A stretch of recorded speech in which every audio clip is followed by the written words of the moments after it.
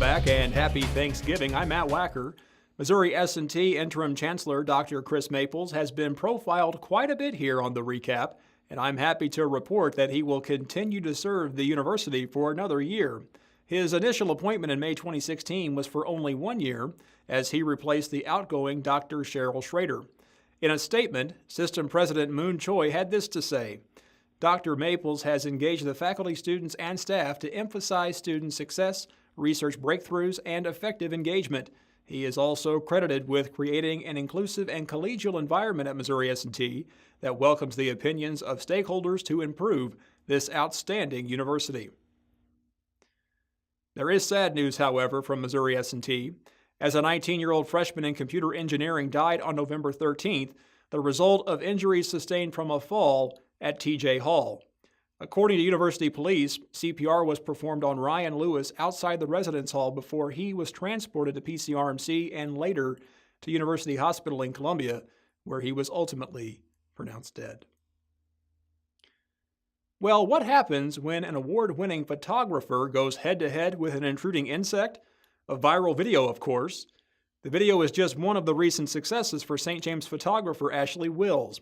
Leanne paid a visit to Will's downtown studio to find out just what it takes to stand out in the competitive world of commercial photography. Ashley, in a world of selfies and do-it-yourself photography, what makes your product stand out? I think the fact that we get to know our clients on a personal level really goes a long way.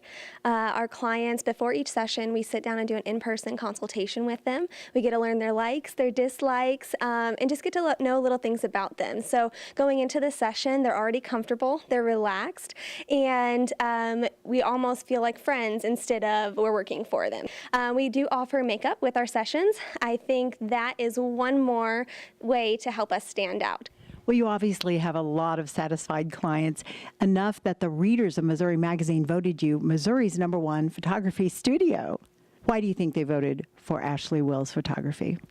Our clients say that we are approachable. My husband and I are a husband and wife team, and everyone says we are dynamic together, and that our heart for our couples, our love for our business goes a long way. I think that is one reason that we've continued to have the business that we do. Well, you recently put up a video on your Facebook page that has gone viral. I watched that video, and it is really cute. In what way does that express your style? In the video, you'll see that it's very light and airy, it's backlit, it's whimsical, and that is very much our style of photography, but it's also very real and raw and emotional. We like our photos to look picture perfect and whimsical, but we also want them to be real. So in the video, though, you'll see that we also do have a sense of humor. So. Matt, you heard it here. We'll send it back to you. Stay tuned to see the video in its entirety at the end of this broadcast. The Ozark Trails Council was proud to present the Distinguished Eagle Scout Award to a prominent area dignitary on November 17th. Dr. Delbert Day was nominated by his son Ted and the local chapter of the National Eagle Scout Association for his various national, community, and business accomplishments. Dr. Day is one of only 13 recipients of the award in the Council's 100-plus year history. Since its creation in 1969, the award has been given to less than 3,000 individuals. Fort Leonard Wood's North Gate was shut down for hours on November 16th, causing both traffic issues and concern. Rumors on social media speculated a truck filled with explosives as the cause of the closure. The Waynesville Daily Guide contacted Fort Leonard Wood's Public Affairs Office the morning after for clarification, and was told that a military K-9 vehicle hit on a scent and triggered further investigation. The PAO also said that the subject vehicle and its contents did not pose a threat to the community. The 2017 Mr. and Miss Merry Christmas pageant will be held at the Avenue Theater in West Plains on December 2nd. For more on this, here's Ben Gronowski. Thank you, Matt. I'm here in the downtown square of West Plains with Sarah Wittenhauer. Sarah, I understand that we have a very special event coming up at the Avenue Theater. What more can you tell us about that? Well, we've got the Mr. and Mrs. Merry Christmas pageant coming up on December 2nd. It will be the second year that we've done this. We're hoping to get bigger and better each year. Ages 3 through 18 can participate, and it'll be a lot of great fun for everyone. It's free to participate. and we're hoping everybody can come down on December 2nd at 6 p.m. You know, we already kind of went over a little bit of the age range that we're looking for. Now, right now, we're still looking for more people to enter, aren't we? Absolutely. We need some more entries.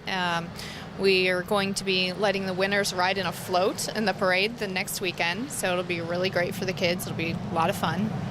So other than the parade, are there any other prizes or anything like that that can be won? Yes, absolutely. The winners will be crowned and will get a sash, and they get to keep those. They will get little prizes, different based on how old they are. And in the coming years, we're hoping to have a scholarship actually for college for the teenage age group. Well, that's great. So if I wanted to get involved, or if I just had some general questions, where can I go to find more information right now? Well, it's being shared all over Facebook, and we ask that everyone, if they see that post, to please share it. And also, anyone can stop by the Quill and get the entry forms and the waivers that are needing to be signed. Well, fantastic. Sarah, thank you so much for your time today. And with that, back to you, Matt. The West Plains Regional Animal Shelter successfully raised $2,000 during its annual fundraiser dinner and silent auction. About 70 people turned out to support the shelter at the event. The money raised will go toward the construction of a new building. This money will be added to the $40,000 currently in the fund, and funds will continue to grow with a handmade quilt giveaway on December 7th. The chief executive officer of Osage Casinos says Cuba, Missouri would be the ideal place to construct a flagship casino. In a meeting held on November 8th, community leaders and city officials listened to CEO Byron Bighorse detail a process that could take up to a decade, but also noted that approval is up to the people of Cuba. Cuba is home to the recently completed Osage Trail Legacy Monument. The Whirlwind Ranch in Lebanon celebrated its 23rd anniversary on November 3rd through 5th. The alpaca farm opened its doors to nearly 1,000 visitors eager to see the furry animals and visit the store that sells clothing, yarn, and other items created from alpaca fibers. My name is Liz Mitchko from Whirlwind Ranch in Lebanon, Missouri. We raise alpacas, and we just recently celebrated our 23rd anniversary with these fascinating creatures from South America that we raise primarily for their fiber and many things that we can do with it. We have 24 alpacas in residence right now, but we've had as many as 142 in years past, and more than 350 have been born here over these years, so quite a few. What we do is we shear the alpacas once a year, generally in the month of April, and then we sort and grade the fiber. We make it into yarn, and once we have yarn, the sky is the limit. We can make hats, gloves, sweaters, blankets, jackets, you name it, we can make it. We can dye, but alpaca comes naturally in 16 major color groups, so we have a huge selection of natural colors, but then we can over dye on the lighter colors, primarily whites and beiges and grays. We estimated that between 900 and 1,000 people over the 3 days came to our 23rd anniversary open house and sale here in Lebanon at Whirlwind Ranch. We were just thrilled with all the people.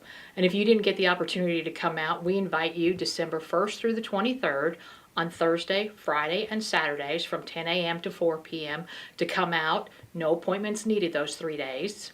And if you can't make those times, just give us a call or shoot us an email through our website, and we'll be happy to work a time for you.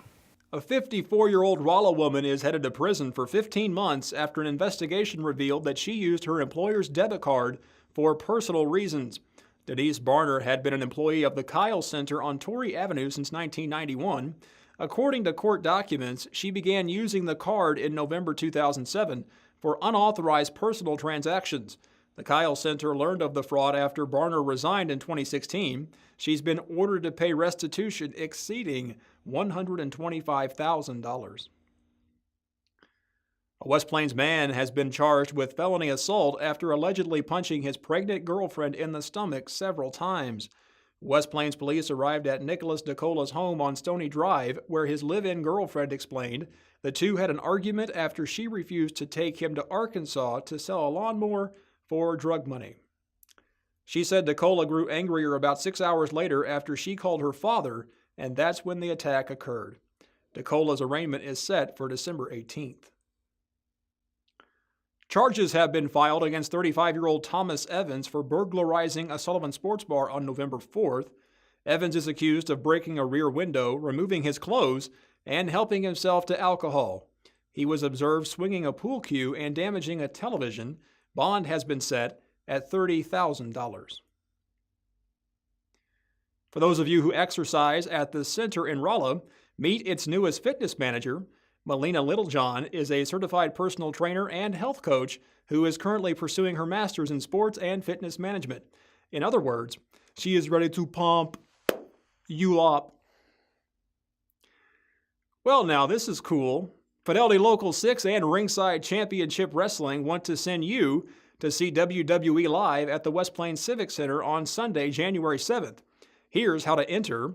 Watch RCW Ringside Edition TV Sundays at 10 a.m. and the weekly recap Fridays at 6:30 to obtain 2 codes that will appear on screen during those broadcasts. Once you've seen both codes, send them along with your name, address, and a phone number to rcwfidelity@gmail.com.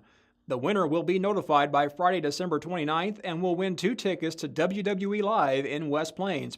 For official contest rules, visit rcwringside.com. Watch and win with Fidelity Local 6 and Ringside Championship Wrestling. You know what I'm thankful for this year? That this show is over, because now I can grab me a turkey leg or perhaps some leftovers depending on when you see this. So thanks for watching. I'm Matt Wacker. I'll see you next time.